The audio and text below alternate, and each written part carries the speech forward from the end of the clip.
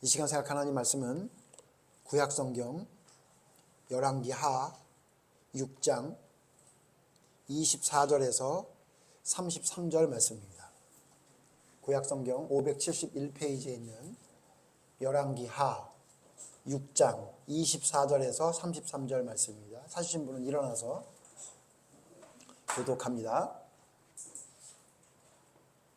열왕기하 6장 24절. 이후에 아람 왕 베나닷이 그의 온 군대를 모아 올라가서 사마리아를 에워싸니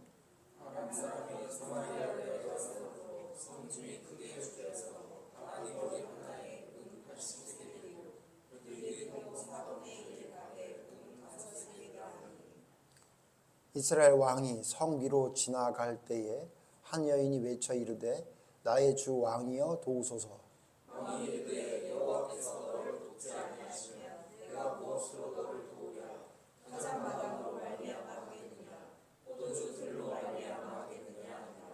또 이르되 무슨 일이냐 하니 여인이 대답하되 이 여인이 내게 이르기를 내 아들을 내놓아라.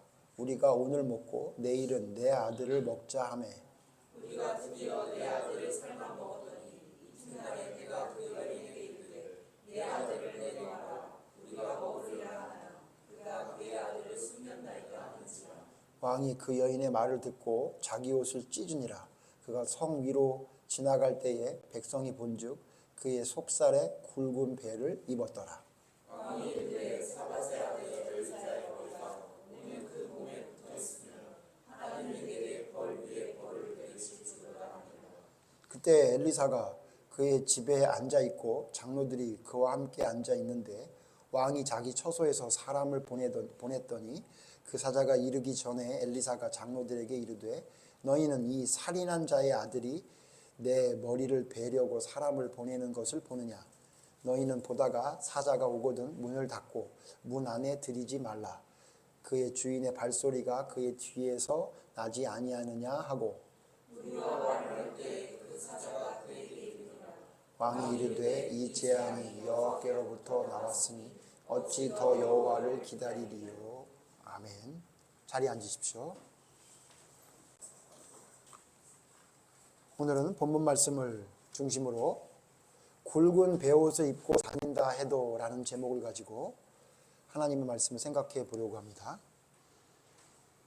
여러분 오늘 성경 말씀은 이스라엘 왕과 이스라엘에서 활동을 했던 우리가 잘 아는 그 유명한 엘리사 선지자에 관한 이야기입니다. 여기에 이스라엘 왕이라고 했지만 성경을 전체적으로 좀 살펴보면 여기 이스라엘 왕은 아합의 아들 여호람 혹은 요람인 것 같습니다. 여호람, 요람 이름을 두 개로 표기하고 있는데 같은 인물이죠. 북이스라엘의 아합은 여러분 잘 아시다시피 북이스라엘 왕 중에 가장 악한 왕 중에 한 사람이죠. 그의 아들 요람이 왕이 돼서 겪었던 일들 가운데 엘리사와 관계된 일들이 많이 나오는데 그 중에 하나가 오늘 열왕기하 6장에 있는 말씀입니다. 자, 오늘 성경에 보니까 북이스라엘이 큰 일을 당했습니다. 북이스라엘이 하나님 앞에 원래 죄를 짓는 나라이기 때문에 여러 가지 일이 많이 있었지만 오늘 성경에 보니까 큰 일이 생겼어요. 왜냐하면 그 옆에 있었던 아람이란 나라의 베나닷이라는 왕이 북이스라엘을 치려고 군대를 모아서 왔습니다. 그래서 어찌된 일인지 북이스라엘이 속수무책으로 아마 감당할 수 없었던 것 같아요. 그래서 사마리아를 에워쌌다고 성경이 나옵니다. 사마리아는 어디죠? 북이스라엘의 수도입니다. 그러니까 북이스라엘의 수도가 우리로 말하면 서울이 포위가 된 거예요. 그러니까 더 이상 어디로 갈 수 없을 정도로 사마리아 성이 아람 군대에 대해서 포위를 당한 겁니다. 그런데 그 포위를 당하고 얼마나 오랫동안이 지났는지 그 안에 있는 사람들이 먹을 것이 다 떨어진 거예요. 아마도 아람 군대는 북이스라엘의 성을 쳐서 함락시키는 게 아니라 굶겨 죽일 생각이었던 것 같아요. 그래서 밖으로 나오지만 못하게 하고 그 성을 에워싼 다음에 계속 기다리고 있는 겁니다. 그래서 그 사마리아 성에 갇혀 있었던 이스라엘 사람들이 먹을 것을 먹고 먹다가 다 떨어져서 이제 굶어 죽게 생긴 겁니다. 그래서 오늘 성경에 보면 너무 재밌는 건, 재밌다고 표현해야 되나요? 너무 비참한 것은 나귀 머리를 은 80세겔에 거래가 될 정도였다고 얘기해요. 여러분, 원래 이스라엘 사람들은 나귀 안 먹습니다. 근데 아마 굶어 죽게 생기니까 먹는데, 여러분, 나귀 머리가 뭐 먹을 게 많이 있겠어요? 그러니까 아마 나귀를 먹는 사람들도 머릿고기가 제일 싸지 않습니까? 우리 지금도 머릿고기가 제일 싸잖아요. 그러니까 근데 그 나귀 머리 하나의 값이 은 80세겔이라고 얘기인데, 이게 여러분 어느 정도의 값어치냐면요, 장정이 나가서 일해서 번 돈 중에 한 320일, 그러니까 한 사람의 장정이 나가서 320일 정도 벌면 은 80세겔을 번다고 합니다. 그러니까 320일이니까 약 한 1년이죠. 그러니까 나가서 한 1년 정도 벌어야 그거 가지고 나귀 머리 하나 살 정도가 된다고 하니, 지금 이 사마리아 성 안에 먹을 것이 얼마나 없게 됐는지를 우리가 알게 된 거죠. 심지어는 비둘기 똥까지도 돈으로 거래돼서 사람들이 사 먹을 정도가 됐다는 이야기는 무슨 얘기죠? 먹을 것이 떨어졌다는 얘기예요. 굶어 죽게 생겼다는 얘기예요. 그 상황에 이 여호람 왕이, 이스라엘 왕이니까 백성들이 어떻게 지내나 돌보려고 어느 날 이렇게 거닐고 있는데, 갑자기 한 여인이 와서 자기의 억울함을 해결해달라고 이야기하는 겁니다. 여러분 읽어서 아시겠지만 무슨 내용이죠? 너무 먹을 게 없어서 아이를 삶아 먹기로 했다는 겁니다. 참으로 비참할 따름이죠. 그래서 어떻게 하기로 했냐면, 오늘은 내 아이를 삶아 먹고 내일은 네 아이를 삶아 먹자, 그래서 자기 아이를 삶아 먹었답니다. 도대체 이런 일이 있을 수 있겠나 싶을 정도의 이야기인데, 성경에 기록된 거 보니까 실제 그런 일이 있었다는 거 아닙니까? 그러니까 아마도 굉장히 오랜 기간 동안 먹을 것이 없었기 때문에 살아남기 위해서는 아이라도 잡아먹자 이랬던 것 같아요. 사실은 이게 말이 안 되는 이야기인데, 이렇게 하면 안 되는 건데, 이스라엘 백성들이, 북이스라엘이 결국은 하나님을 떠나서 살던 백성들이니까 이런 일까지 저질렀던 것으로 보이죠. 근데 문제는 뭐죠? 다음 날이 돼서는 자기 아이는 삶아 먹지 않겠다고 하니 이 억울합니다. 이거를 왕에게 토로하고 있는 거예요. 근데 이 왕이 이 얘기를 듣고요, 너무도 참담한 심경이 된 거죠. 어떤 사람의 잘잘못을 따지기 전에 지금 우리나라의 형편이 이렇게밖에 되지 않는다는 그 안타까움을 듣고 여호람 왕이 어떤 행동을 합니까? 여러분 오늘 성경 다시 한번 보죠. 30절 보세요. 이 얘기를 듣고 여호람 왕이 이렇게 행동을 합니다. 30절 같이 읽죠. 시작. 왕이 그 여인의 말을 듣고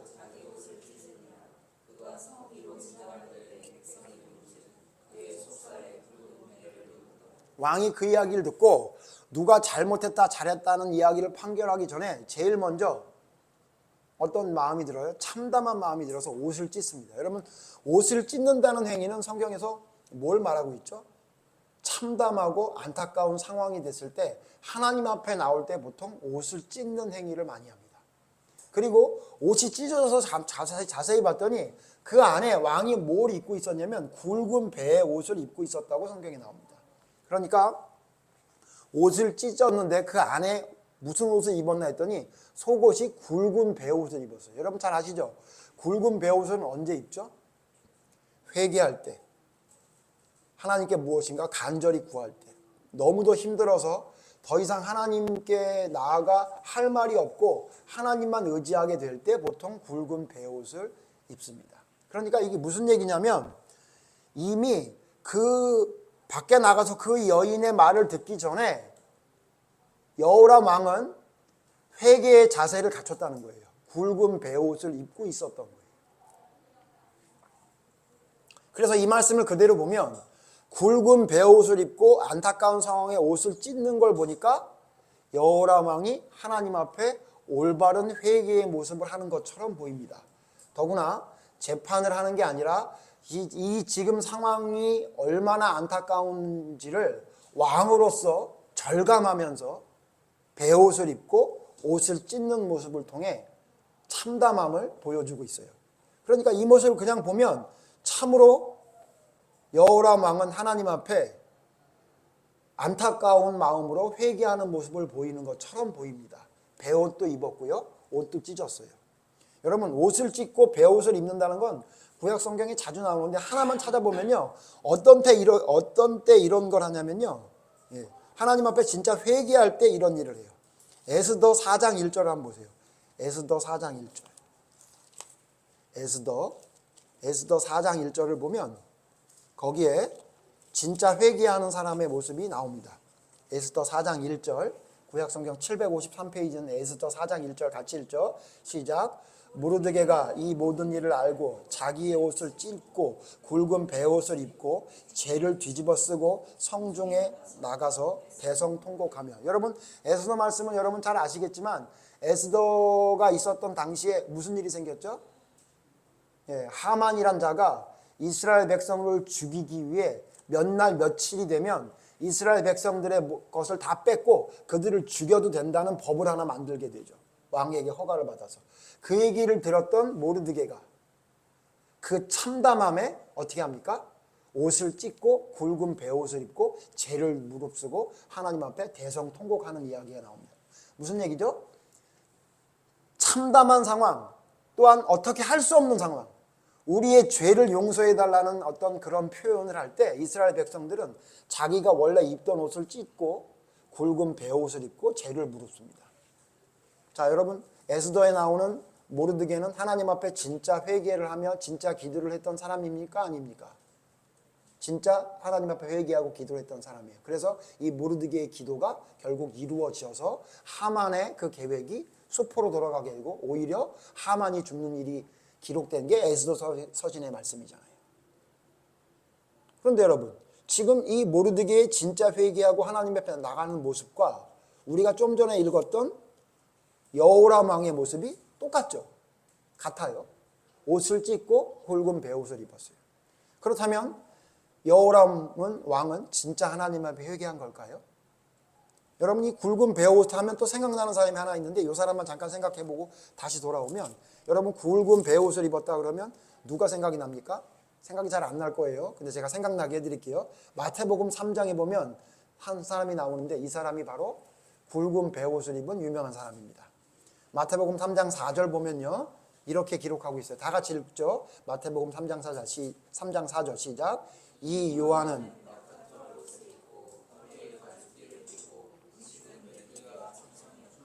아니 목사님 여기 무슨 굵은 베옷이 어디가 나오나요? 라고 하는데 여러분 여기 보면 잘 보세요. 요한이 옷을 입었는데 무슨 옷을 입었대요? 낙타 털옷. 그러니까 낙타 옷이 아니에요. 낙타 털로 만든 옷이에요. 낙타 가죽으로 만든 게 아니라. 여러분 굵은 베옷은요.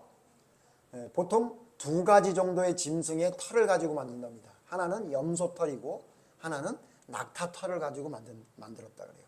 그러니까 여러분 여기 지금 요한이 낙타 털옷을 입었다는 얘기는 뭐냐면 굵은 베옷을 입었다는 얘기예요.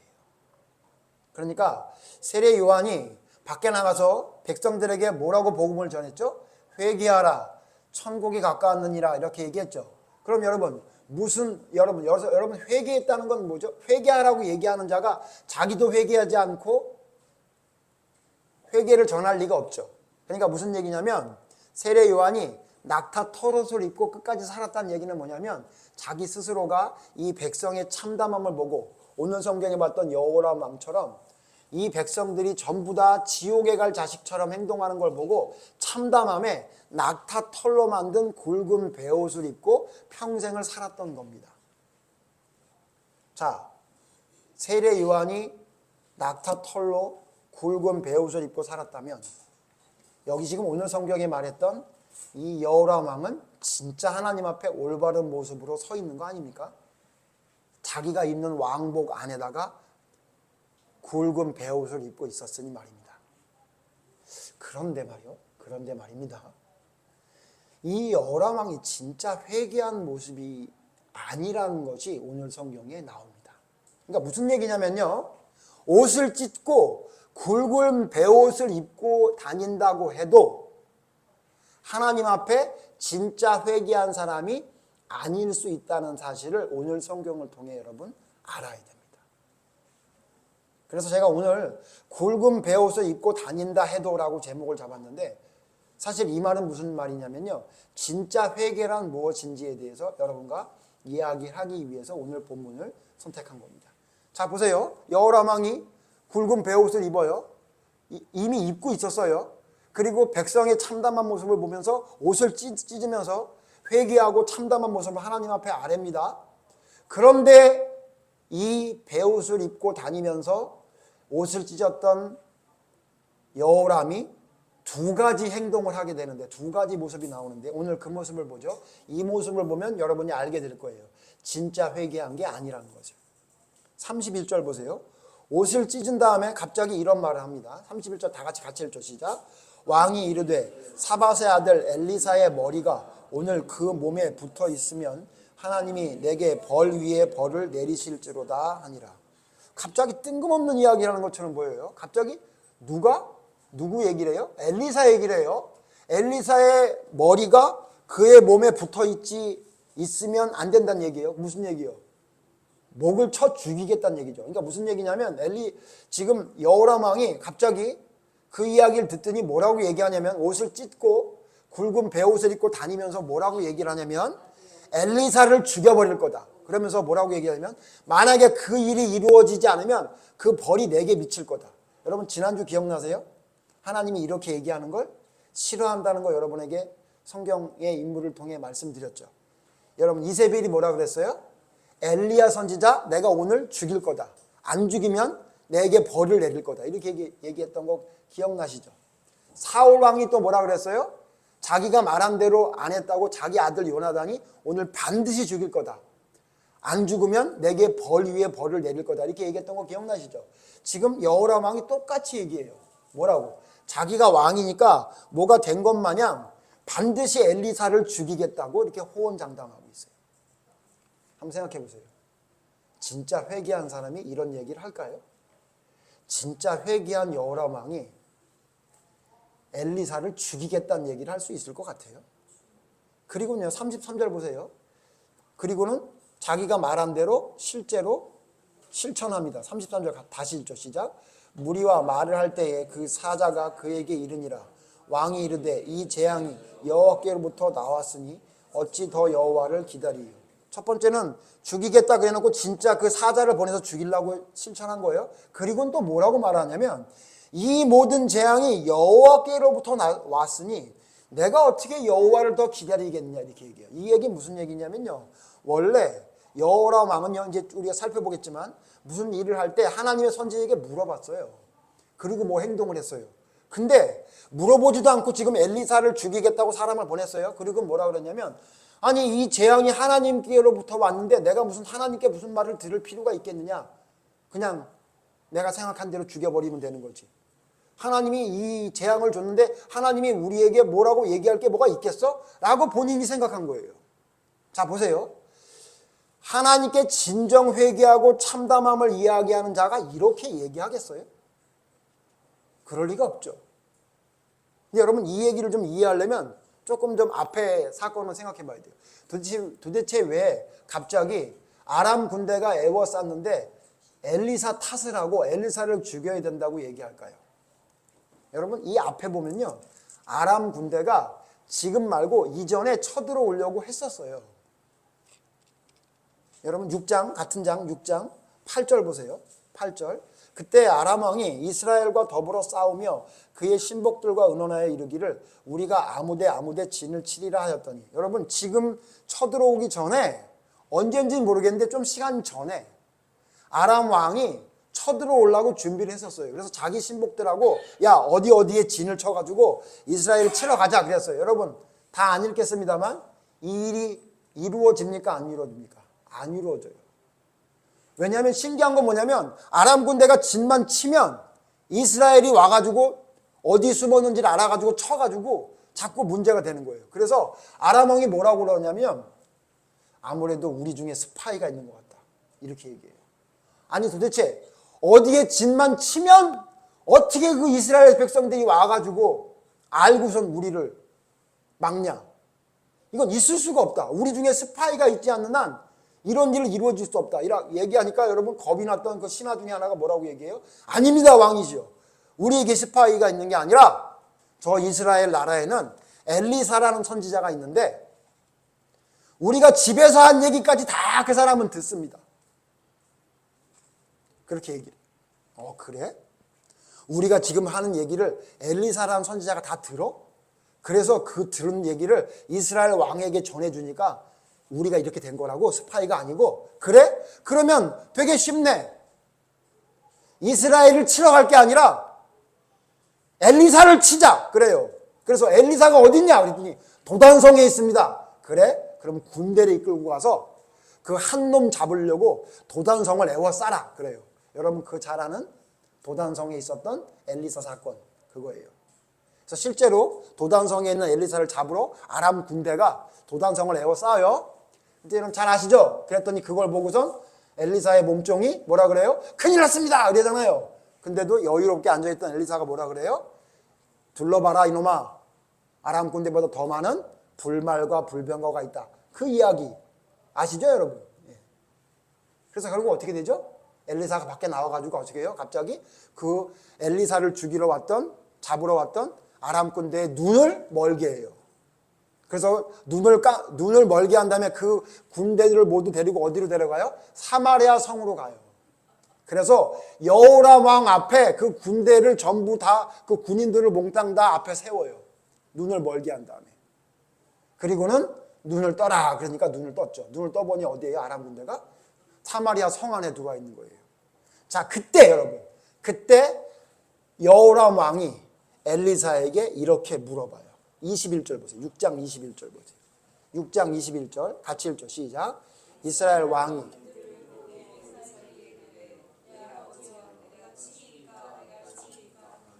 자, 놀라운 광경을 본 거예요. 첫 번째는 어디에 숨었다는 얘기를 엘리사가 알려줘가지고 여호람 왕이 아람 왕이 쳐들어오는 거를 미리 다 막을 수 있었단 말이에요. 너무 신기했을 거 아니에요. 어디로 가보세요. 거기 아람 군대가 숨어 있을 텐데 빨리 치십시오. 이렇게 하는 거 여호람이 들었단 말이에요. 근데 요번엔 더 황당해. 갑자기 성문을 열으라 그래서 열었더니 누굴 데리고 오는데 어마어마한 군대를 데리고 오는데 전부 눈이 멀은 아람 군대가 어디로 가야 돼요? 어디로 가야 돼? 이러면서 온 거예요. 그리고는 완전히 성문을 닫은 다음에 포위가 됐죠.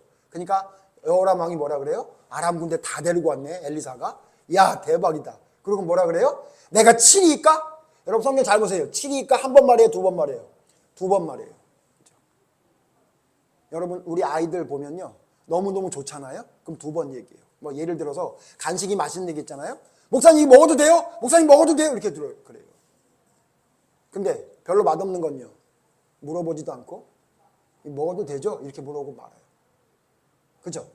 여러분 지금 여기 뭐예요? 여호람 왕이 신났어요. 그리고 뭐 하고 싶은 거예요? 죽이고 싶은 거예요. 치리까 그래요. 근데 여러분 잘 아시죠? 치십시오 그래요? 아니요. 황당한 얘기가 나오죠. 그 다음 뭐래요? 치지 말고 어떻게 하래요? 음식을 만들어서 아람 군대에게 먹을 걸 주래요. 여러분 이 이야기에 여호람이 동조하지 않았을 거예요. 오늘 성경에 보니까. 근데 엘리사 선지자가 얘기하니까 어쩔 수 없는 거예요. 보세요. 어디에 숨었다고 다 알려줬죠. 딱딱 맞았죠. 더군다나 그 많은 군대를 혼자서 사마리아 성까지 데리고 왔죠. 자기의 마음엔 내키지 않지만 엘리사의 말을 도저히 거부할 수 없었던 거죠. 그래서 어떻게 해요? 음식을 해서 먹여서 어떻게 해요? 돌려보내요. 그리고 난 다음에 얼마 안 있어서 아람 군대가 와서 사마리아 성을 둘러싼 거예요. 자, 여호람은 누가 생각이 났을까요? 엘리사가 생각이 나는 거예요. 그때 내가 죽이자고 했을 때 그놈들 죽였으면 지금 이 일이 이루어지지 않았을 텐데 이렇게 생각한 거예요. 그럼 생각해 보세요. 합리적인 생각 아니에요? 그때 아람 군대를 다 죽여버렸으면 지금 이런 일이 일어나지 않을 거라는 생각이 아예 틀린 말은 아니죠. 그래서 엘리사를 죽이려고 한 거예요. 이 일을 당하게 한 거 엘리사 저놈 때문이다. 그때 내가 죽이자고 했는데 지가 뭐가 된 것 마냥 밥을 해서 먹여서 보내라 그랬으니 이게 무슨 미친 짓이냐. 결국 이 재앙은 저 하나님의 선지자 저놈을 통해 생기게 된 거고 그걸 또 허락한 하나님 때문이니까 나는 지금 엘리사를 죽여야 되겠다 이렇게 생각한 거예요. 여러분 이게 진짜 회개한 사람의 모습이 맞아요? 아니죠. 여러분 오늘 제가 제목을 삼은 거 여러분 잘 기억하십시오. 비록 그가 굵은 베옷을 입고 다니고 옷을 찢는다 하더라도 그는 하나님께 버림받은 왕이었어요. 그의 종말은 어떻게 됩니까? 결국 이 여호람 왕은 어떻게 돼요? 하나님이 세운 예후의 손에 맞아 죽어요. 자, 여러분 잘 기억해야 됩니다. 우리가 하나님을 섬기고 회개하고 따른다는 걸 굵은 베옷을 입고 다니는 거로 생각하는 사람들이 너무 많아요. 옷을 찢는 거를 하나님을 섬기는 거라고 생각하는 사람들이 너무 많아요. 그런데 여러분 이 옷을 찢는 건 여호람의 습관이에요. 보세요. 5장 보세요. 5장. 5장에도 옷을 찢습니다. 8절 보세요. 5장 8절. 5장 8절 같이 읽죠. 시작. 하나님의 사람 엘리사가 이스라엘이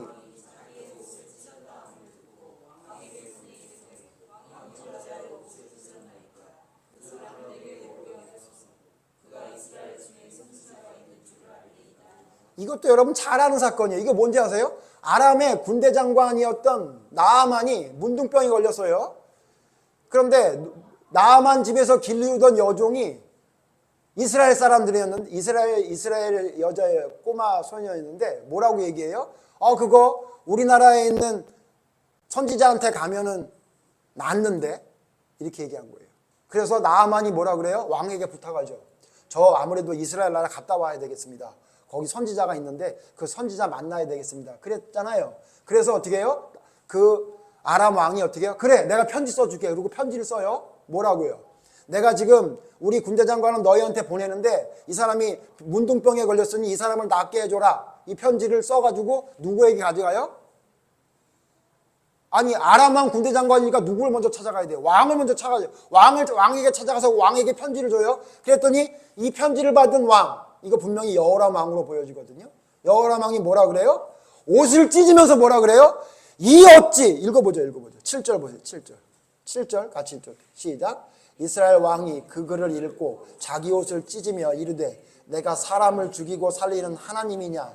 그가 어찌하여 사람을 내게 보내 그의 나병을 고치라 하느냐? 너희는 깊이 생각하고 저 왕이 틈을 타서 나와 더불어 시비하려 함인 줄 알라 하니라. 아니 내가 하나님이야? 나보고 문둥병을 왜 고쳐달라 그래?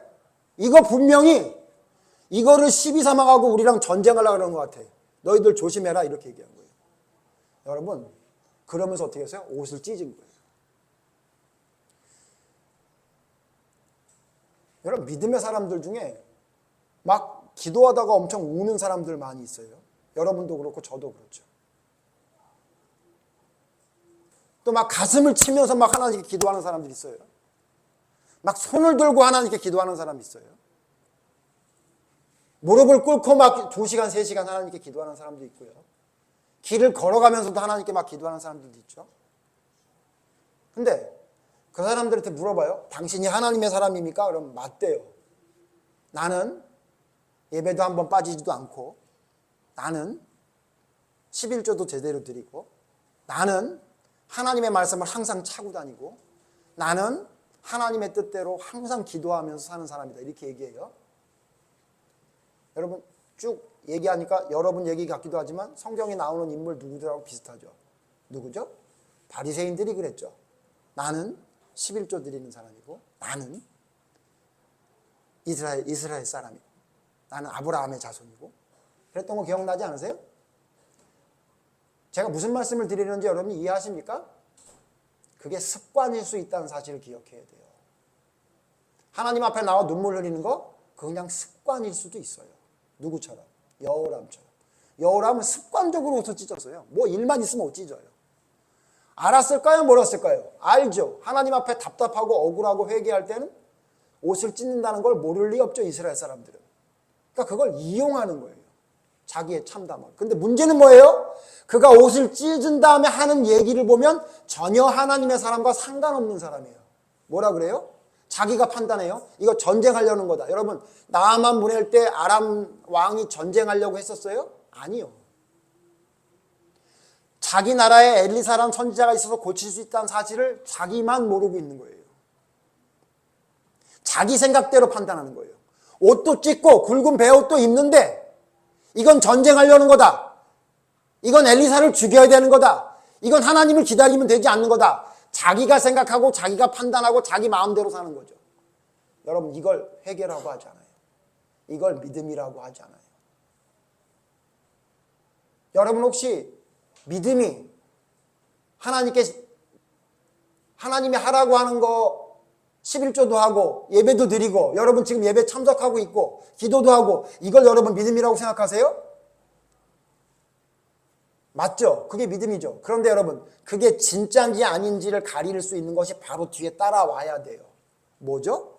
그렇게 하고 그가 어떻게 말했는지, 그가 어떻게 행동했는지를 봐야 돼요. 그래야 그가 말하고 그가 회개했다고 말하는 게 진짜인지를 알 수 있는 거예요. 제가 계속 여러분에게 강조하죠. 성경을 제대로 보는 사람인 경우에는 어떻게 얘기한다고요? 다 얘기해야 된다고. 다. 부분만 얘기하고 끝나면 안 된다고요. 여러분, 굵은 배를 입고 옷을 찢으면 하나님의 사람이에요? 여호람이 하나님의 사람이어야 되잖아요, 그러면. 근데 예후에게 맞아 죽었습니까? 그리고 왜 이렇게 말도 안 되는 행동을 하고 말을 합니까? 여러분, 우리가 하나님 앞에 예배드릴 수 있어요. 하나님 앞에 기도할 수 있어요. 하나님 앞에 눈물을 흘릴 수도 있어요. 옷을 찢을 수도 있어요. 굵은 베옷을 입을 수도 있어요. 그러나 그게 진짜 하나님의 말씀대로 순종하는 사람이라면 그의 하는 말과 그의 행동이 뒤따라 가야 돼요. 그게 뒤따르지 않는다면 그건 진짜 믿음, 진짜 회개가 아닌 겁니다.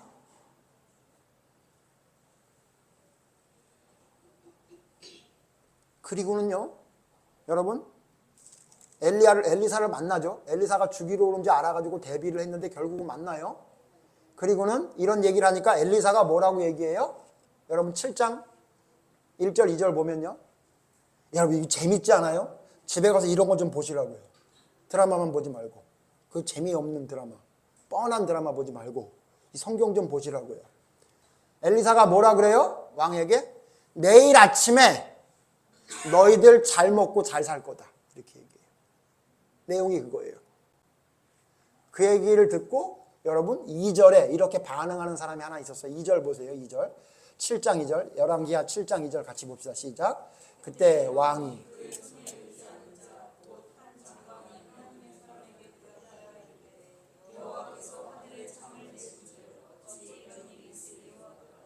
엘리사가 이르되 내가 내 눈으로 보리라. 그러나 그것을 먹지는 못하리라 하니라. 자, 그랬더니 그 얘기를 듣고 그 여호람 왕의 장관 하나가 뭐라 그래요? 하늘에서 구멍이 날 건가? 비웃는 거죠. 비아냥대는 거죠. 하늘에서 먹을 것이 쏟아지나? 이렇게 비아냥했더니 뭐라 그래요? 그래? 너 못 믿어? 네가 그걸 보게 될 건데 너는 못 먹을 거야. 왜 그래요? 이 장관이 결국은 사람들에게 맞아 죽거든요, 뒤에 보면. 자, 근데 여기서 중요한 거, 제가 이야기하는 중요한 건 뭐예요? 2장 첫 번째 뭐래요? 그때 왕이 그의 손에 의지하는 곧 한 장관, 이렇게 얘기했어요. 이 장관을 누가 의지했대요? 왕이 의지했대요. 재밌죠? 앞에는 내가 하나님을 기다리지 않겠다 그랬던 여호람 왕이, 뒤에는 이 장관을 뭐라 그래요? 그를 의지하는, 그러니까 왕이 굉장히 신뢰하고 의지하는 장관이었다는 얘기예요. 여호람 왕이 어떤 사람이라고요? 굵은 베옷을 입고 옷을 찢으며 안타까워했던 사람인데, 말로는 엘리사를 죽이겠다 그랬고 하나님을 기다리지 않겠다 그랬고, 누구를 의지한 거예요? 장관을 의지하고 있었던 사람이에요. 여러분, 믿음이 뭡니까? 진정한 회개가 뭡니까? 말로만 하는 거 아니에요. 말로만 하는 게 아니라, 저는 여러분에게 간곡하게 말합니다. 여러분 중에 혹시 내가 언제 기도하다가 은혜를 받아서 눈물을 흘렸고, 내가 언제 하나님 말씀을 들을 때 너무너무 좋았고, 그래서 내가 하나님의 뜻대로 하려고 헌금도 많이 했고, 내가 하나님의 뜻대로 봉사하기 위해서 시간을 쪼개가면서 하나님의 일을 했으니까 나는 하나님의 사람이다라고 생각한다면 여러분 착각이에요. 왜냐하면 아닐 수 있어요. 그러면 그 고백이 진짜가 되려면 어떻게 되냐면 그가 하는 말이, 그가 하는 행동이, 그가 하는 생각이 하나님 앞에 올바로 서 있어야 돼요. 말은 그렇게 해놓고 자기 마음대로 행동하고 자기 생각하는 대로 마음대로 이야기하고 자기가 하고 싶은 대로 하고 있다면 여러분 그 고백은 여호람의 입고 있었던 굵은 배옷, 찢었던 그 옷밖에 안 되는 겁니다. 우리의 믿음이 진짜인지는 뭘로 알 수 있어요? 옷을 찢는 거요? 굵은 배옷을 입고 다니는 거요? 여러분 지금 주일날 맨날 와서 예배 드리는 거요? 여러분 그거 맞죠? 그러나 그게 진짜가 되려면, 그게 진짜 하나님께 예배인지 알려면 뭐가 돼야 돼요? 여러분 하는 말을 돌아보라고요. 여러분 뭐라고 말하는지 말이에요. 여러분 뭐라고 생각하는지 말이에요. 여러분 진짜 어떻게 행동하는지를 보라고요. 행동이 뒤따르지 않는데 하나님 앞에 올바른 믿음이라고요? 물론 그럴 수 있겠죠. 왜? 어릴 때의 믿음은요. 그런데 반드시 뭐가 있어야 돼요? 우리의 믿음은 진보해야 돼요. 믿음의 진보를 이야기했던 사도 바울, 믿음의 온전함을 강조했던 사도 바울, 하나님의 말씀대로 온전히 성장해 자라가야 함을 이야기했던 성경을 기억해야 돼요. 그래서 우리가 자라가야 돼요. 지금 당장은 하나님 앞에 온전히 설 수는 없으나 나의 말과 행동이 점진적으로 하나님 앞에 온전함을 이루는 자로 변화되어져 가야 돼요. 여러분 여호람 왕은 봤잖아요. 어디 숨어있다 어디 숨어있다 그러면 다 알려줬던 거. 심지어 이 나라가 나랑 전쟁을 하려고 나아만 문둥병을 보낸다고 할 때 요단강에 가서 7번 씻어가지고 나았다는 거 여러분 알고 있잖아요. 예? 눈을 멀게 해서 사마리아 성까지 데리고 왔다는 거 봤잖아요. 그런데 문제가 뭐예요? 자기의 뜻을 벗어나지 않는 한도 내에서 일어날 때는 하나님을 섬기고 따라가지만 자기가 생각할 수 있는 범위를 넘어서는 일이 있을 땐 자기 마음대로 사는 거예요. 자기 마음대로 말하고 자기 마음대로 행동하고. 그건 믿음 아닙니다. 여러분의 믿음이 진짜인지는 언제 알 수 있어요? 여러분의 위기가 닥쳤을 때 알 수 있어요. 위기가 닥쳤을 때. 예? 우리 교회 이야기했지만 제가 며칠 전에 이야기를 들었는데 우리 태서가 어디 시험을 치려고 그러는데 정밀 검사를 해봤더니 심장 쪽에 문제가 생겼다는 얘기를 들었대요. 예? 그래서 저는 그 얘기를 듣자마자 공사 못 가는 게 걱정이 되는 게 아니라 건강 때문에 걱정이 좀 됐었는데 근데 우리 집사님하고 얘기하는 걸 들어봤더니 태서가 그런 얘기를 했대요. 아, 내가 이럴 줄 알았으면 준비를 안 했을 텐데 이런 얘기도 했다고 그래요. 물론 그렇겠죠. 왜냐하면 신체 검사가 되지도 않을 걸 내가 공부를 열심히 해서 거기를 칠 이유가 뭐예요. 제가 사실은 그 얘기를 듣고 좀 걱정을 했습니다. 무슨 걱정을 했냐면 우리 태서가 믿음으로 바로 서야 될 텐데 이런 것 때문에 흔들리면 안 될 텐데 그랬는데 오늘 딱 등장을 하는데 머리를 빡빡 깎고 왔어요. 무슨 얘기예요? 나 되든 안 되든 나 준비했으니까 최선을 다하겠다는 의지로 머리를 깎고 온 거 아니에요? 여러분 그게 믿음이에요. 내 지금 앞에 상황이 뭔가 불완전한 상황이 있을 것 같아요. 걱정이 돼요. 지금까지 내가 5년 6년 공부했던 게 아무것도 아닌 숲으로 돌아가는 일이 생길 것 같다는 그런 생각이 들어왔어요. 그래도 흔들리지 않는 거예요. 하나님이 갈 길이라면 보내주시겠지. 저는 우리 태소가 있어서 하는 얘기가 아니라 얘가 분명히 공사가 붙게 되게끔 하나님이 길을 열어주실 거라고 기도하고 싶어요. 그러나 제가 아는 하나님은 공사가 아니라 어디 딴 데가 돼도 다른 공사에 가서 잘 살게 하나님이 해줄 거예요. 저는 그렇게 믿어요. 예? 그렇기 때문에 우리는 우리의 처해져 있는 상황에 흔들리지 않고 그냥 묵묵히 걸어갈 수 있는 힘이 생기는 거예요. 그게 진짜 믿음이에요. 그게 진짜 믿음. 예?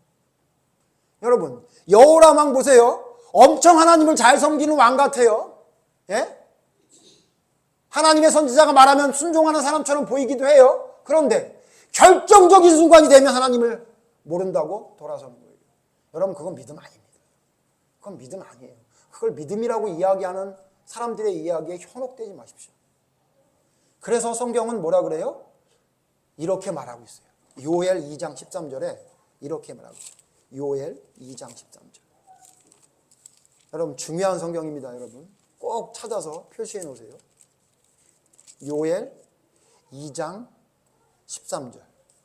요엘 2장 13절 같이 읽죠. 시작. 너희는 옷을 찢지 말고 마음을 찢고 너희 하나님 여호와께로 돌아올지니라. 그는 은혜로우시며 자비로우시며 노하기를 더디하시며 인애가 크시사 뜻을 돌이켜 재앙을 내리지 아니하시니. 제가 제일 답답한 게 뭐냐면 13절 말씀도 앞에 건 얘기 안 하고 뒤에 것만 얘기하는 사람들 많지 않아요? 하나님은 노하기를 더디하시고 인애가 크시고 뜻을 돌이켜서 우리에게 재앙을 내리시지 아니하시리라. 이 얘기만 하면 돼요? 안 돼요? 안 된다고요. 왜? 앞에 전제가 있잖아요. 무슨 전제예요? 너는 옷을 찢지 말고 마음을 찢어라 이렇게 얘기하고 있잖아요. 무슨 얘기예요? 겉으로 나타나는 행동만 하지 말고 네 진짜 마음이 하나님 앞에 돌이켜라. 그러면 하나님이 노하기를 더디하고 너에게 재앙을 내리지 않는다고 얘기했지. 어디 옷만 찢고 마음은 찢지도 않고 돌이키지도 않는데 하나님이 우리에게 재앙을 내리지 않는다고 성경 어디에 말하고 있어요? 예? 여러분 옷을 찢지 말래요. 마음을 찢으래요. 무슨 얘기예요? 행동만 그냥 겉으로 보이는 것만 대충 하지 말고 네 진짜 마음을 잘못된 마음을 찢어내라 그거예요. 그걸 돌이키라 그 얘기예요. 근데 우리는 지금 어쩌고 있어요? 그냥 옷 몇 개 찢고서는 하나님 앞에 올바로 서 있는 사람처럼 생각하고 있는 거 아니에요? 눈물 몇 방울 흘려놓고 예? 그 흘린 눈물이 예수님의 눈물과 비교해서 어떤 눈물이에요? 예수님은 뭐라 그랬어요? 땀방울이 핏방울이 되는 것처럼 기도했던 그 예수님의 기도에 비교해서 우리의 기도가 뭐 대단한 기도나 돼요? 그런데 고작 그 정도 기도하면 눈물 흘려놓고 믿음이 다 완성된 것 같아요? 그리고는 함부로 말하고 함부로 생각하고 함부로 행동해놓고 예수님이 나를 위해 죽었으니까 이 정도 생각하고 이 정도 행동을 하면 괜찮다고요? 어디 성경에 그렇게 말하고 있냐고요? 어떤 성경이? 여러분 진정한 회개가 뭡니까? 진정한 믿음이 뭡니까? 옷만 찢는 거 아니에요. 마음을 찢는 거라고 성경이 말하고 있어요. 진짜 믿음은 마음을 찢는 거예요. 정리합시다. 여러분 진짜 믿음이란 진짜 회개란 뭡니까? 두 가지로 정리했어요. 첫 번째, 뭐가 진짜 회개고 뭐가 진짜 믿음입니까? 첫째, 자기의 죄를 발견하는 게 회개입니다. 여러분 보세요. 지금 사건이 생기니까 여호람 왕은 누구의 죄를 발견했어요? 엘리사의 죄를 발견했네요. 저놈이 그때 죽이기만 했으면 이 일이 안 일어났을 텐데. 여러분 누가 생각나는 분위기죠? 누가 생각납니까? 이 말 들으면? 아담 생각나지 않아요? 하와 생각나지 않아요? 자기가 잘못한 걸 얘기하는 게 아니라 제가 잘못했다는 얘기가 하죠. 여러분 진짜 믿음, 진짜 회개는 뭐냐면요. 나의 죄가 발견되어지는 거예요. 내 죄가. 그게 진짜 믿음이에요. 네? 남의 죄는 거론하지 않는 거예요. 누가 그랬어요? 다윗이 그랬죠. 시므이가 쫓겨나고 있는데 와서 돌을 던지면서 저주를 해요. 그러니까 뭐라 그래요? 여러분 시므이가 다윗에게 했던 저주가 하나님의 말씀에 맞는 저주였어요? 안 맞는 저주였어요? 맞는 게 하나도 없었네요. 말 같지도 않은 얘기를 했단 말이에요. 그러니까 옆에 있던 아비새가 가서 죽여버릴까요? 저 죽은 개 같은 걸 저거? 이렇게 얘기해요. 그때 다윗이 뭐라 그래요? 놔둬라 그래요. 제가 할 만하니까 하나님이 말한다 그랬어요. 자 지금 다윗은 누구의 죄에 집중하고 있어요? 자기의 죄에 집중하고 있어요.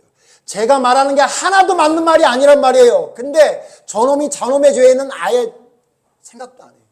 하나님이 말하라 그래서 말했겠지. 그가 말하는 게 잘못되면 하나님이 알아서 해주시겠지. 나는 내 죄에 집중하란다. 뭐예요? 내가 이 일을 당한 건 뭐 때문에 그런 거예요? 내가 밧세바를 취하면서 사람을 죽인 죄의 대가를 내가 받는 거야.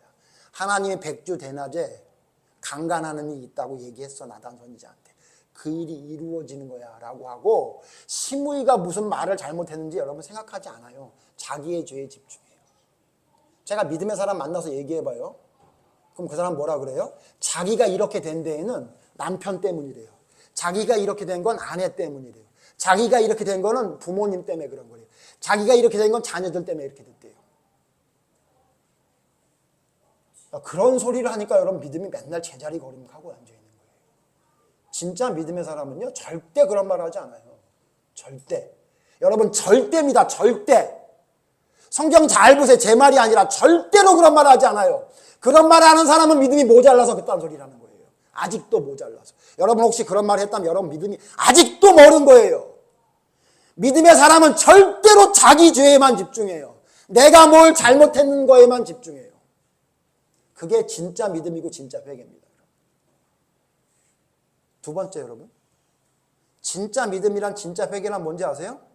생각과 말과 행동. 그게 변화되는 거예요. 진짜 믿음은 생각이 변화되고 말이 변화되고 행동이 변화되는 거예요. 로마서에 뭐라 그래요? 육신의 생각, 아까 찬송 불렀죠? 육신의 생각은 뭐라고요? 사망. 영의 생각은 생명이 돼요. 빌립보서에 그래서 사도 바울은 내가 여태까지 알고 있었던 모든 것을 뭐처럼 여겼대요? 배설물처럼 여김은 내가 그 안에서 발견되려 함이라 그랬죠. 예? 우리가 여태까지 하나님을 진짜 만나기 전에 알고 있던 모든 것들은 다 배설물처럼 생각해서 다 버려야 되는 거예요. 내가 예전에 여러분이 하나님을 만나기 전에 생각했던 그 생각들 있어요? 여러분이 하나님을 진짜 만나기 전에 말했던 그 말버릇 있어요? 여러분이 하나님을 진짜 만나기 전에 행동했던 그 버릇들 있어요? 그거 안 버리고 무슨 믿음이에요, 그게? 예? 그걸 안 버리는데 어떻게 그게 믿음이냐고요? 예? 단번에는 안 돼도 변화되고 있어야 되는 거 아니에요? 내가 옛날에 생각했던 생각이 점점 사라지고, 예? 내가 옛날에 말했던 그 말버릇이 점점 없어지고, 내가 했던 행동들이 점점 사라져야 되는 게 진짜 하나님의 사람 아니에요? 그게 진짜 믿음 아니에요? 그게 진짜 회개 아니에요? 근데 아직도 여전히 예수님을 믿는다는 믿음만 옆구리에 장착하고는 옛날처럼 생각하고 옛날처럼 말하고 옛날처럼 행동하지 않아요? 육신의 생각은 사망이라는데 여러분 사망의 생각하고 살고 있지 않아요? 그런데 누가 그걸 진짜 믿음이라 합니까? 예? 어떤 정신 나간 사람이 다음 주에 생각해 보겠지만 자기 마음대로 하는 자기의 생각을 누가 믿음이라고, 누가 하나님의 말씀이라고 합니까? 예? 우리는 하나님의 말씀을 믿는 사람들 아니에요?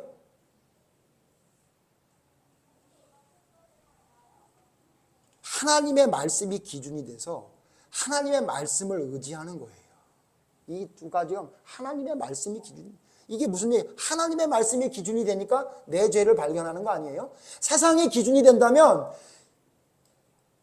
아담과 하와가 핑계댔던 것처럼 여호람 왕이 남탓했던 것처럼 이렇게 하는 게 맞잖아요. 사람의 기준이라면 너도 잘못한 게 있는데 왜 나한테만 뭐라 그래? 너 때문에 이런 일이 벌어진 거 이렇게 얘기하는 게 맞잖아요. 예? 여러분 재판을 가도 저 사람에게 무슨 잘못이 있는 걸 따지는 게 재판 아니에요? 법 아니에요? 근데 하나님의 법은 뭐라 그래요? 너의 죄에만 집중하라 그러잖아요. 하나님의 기준에 그 기준대로 살아가는 게 우리 아니에요? 근데 여전히 하나님을 믿고 따른다는 사람들 중에 여전히 그렇게 사는 사람들이 너무 많아요.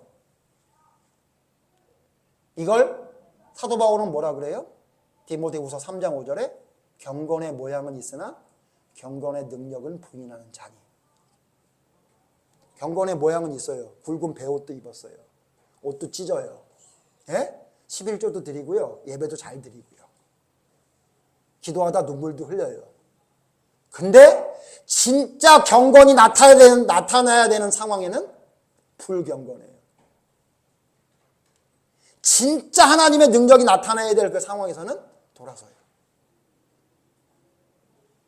여러분 그게 누가 믿음이랍니까? 예? 경건의 모양을 갖췄는데 경건의 능력은 믿지 않아. 어떤 상황이 되면 이렇게 남 탓하기 바쁘고 왜 이런 일이 일어났나고 하나님께 불평하기 바빠. 그걸 성경의 믿음이라 하던가요? 여러분 마음을 찢는 회개가 우리에게 있어야 돼요. 마지막 성경 하나 보고 마칠 거예요. 자, 그러면 도대체 마음을 찢는 게 뭡니까? 마음을 찢는 걸 성경에 뭐라고 말하나요? 야고보서 3장 17절 봅시다. 도대체 뭐가 하나님 앞에 올바른 모습이라고 성경은 말하고 있나요? 야고보서 3장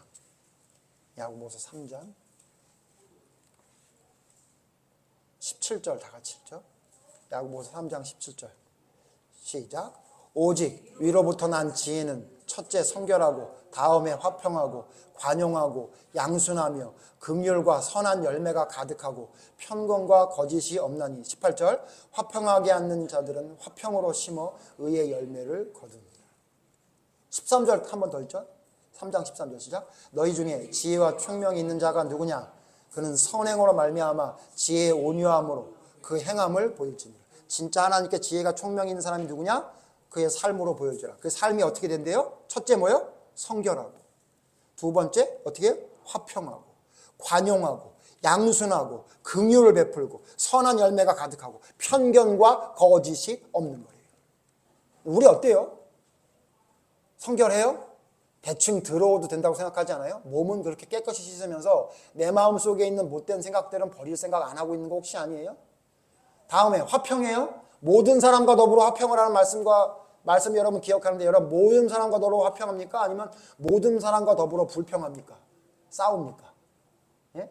아니면 화평할 수 있는 사람은 정해져 있고 화평할 수 없는 사람도 정해져 있는 거 아니에요? 바리새인들처럼? 관용해요? 두 번까지는 봐주는데 세 번부터는 못 봐주는 사람 아니에요, 여러분? 혹시? 예? 7번씩 70번 용서하라는 하나님의 말씀은 여러분 잊어버린 지 오래된 거 아니에요? 그건 누가 할 수 있냐고 말도 안 되는 소리라고 그렇게 생각하고 있는 거 혹시 아니에요? 양순해요? 예? 긍휼을 베풀고요? 편견 없어요, 여러분? 거짓이 없어요? 여러분, 이게 뭐래요? 위로부터 난 지혜래요. 위로부터 난 지혜가 뭐예요? 하나님께로부터 난 지혜. 이게 무슨 얘기예요? 하나님이 우리에게 주신 성령이 우리에게 이렇게 한다는 얘기잖아요. 하나님으로부터 받던 지혜, 하나님이 주시는 게 이런 거라는 거예요.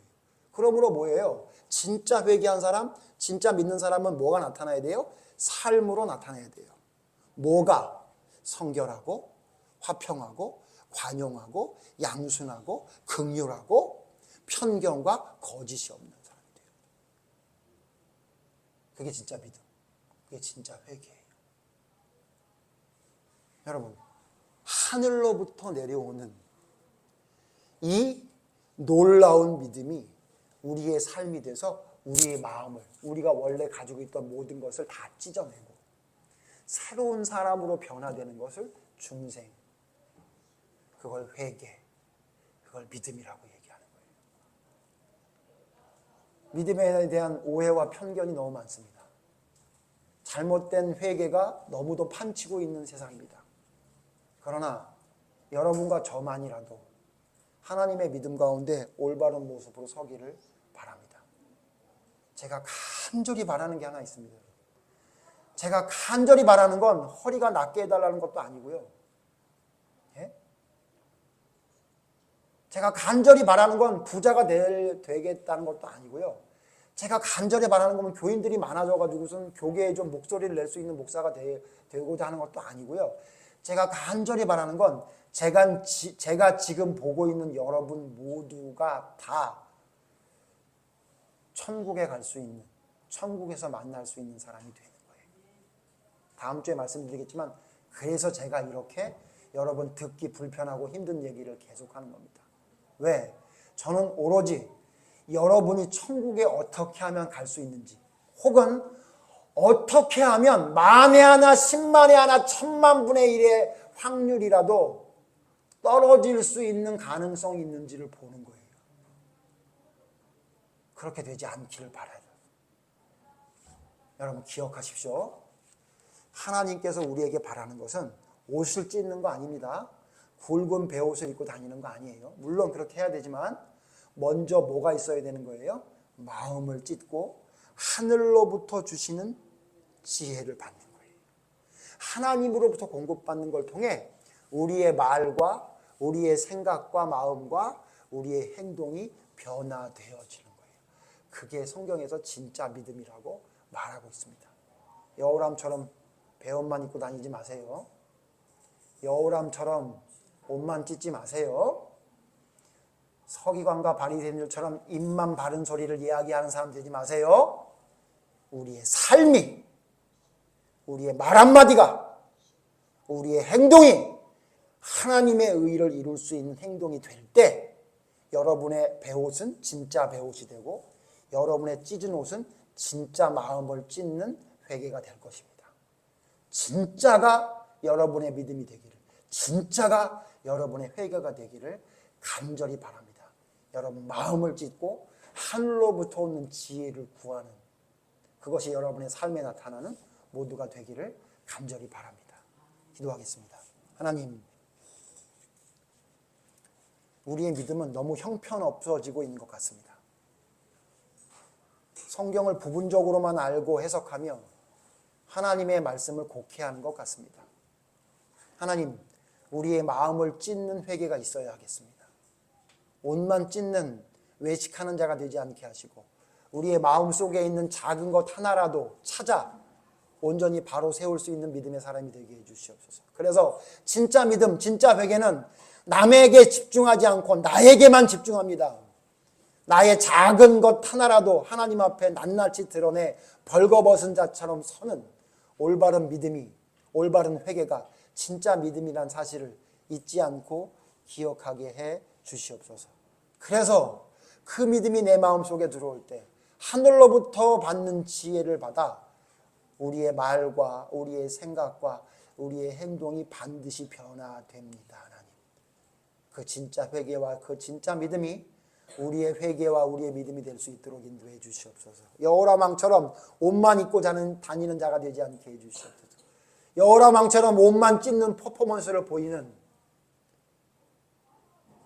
헛된 자가 되지 않게 하여 주시옵소서.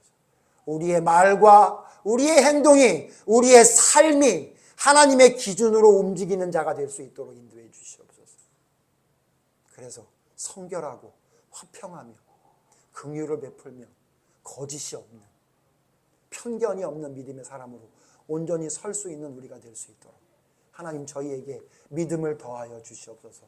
믿음을 더하여 주시옵소서. 올바른 믿음을 더욱더 부어주시옵소서. 올바른 믿음 안에 바로 서서 올바른 회개와 믿음이 우리의 삶으로 나타날 수 있는 온전한 믿음을 세우는 자가 될 수 있도록 하나님 도와주시옵소서. 마음을 찢고 하나님으로부터 공급받는 지혜가 우리의 삶에 나타나는 올바른 믿음의 사람으로 설 수 있도록 인도해 주시기를 간절히 바라오며 예수님 이름으로 기도드립니다. 아멘.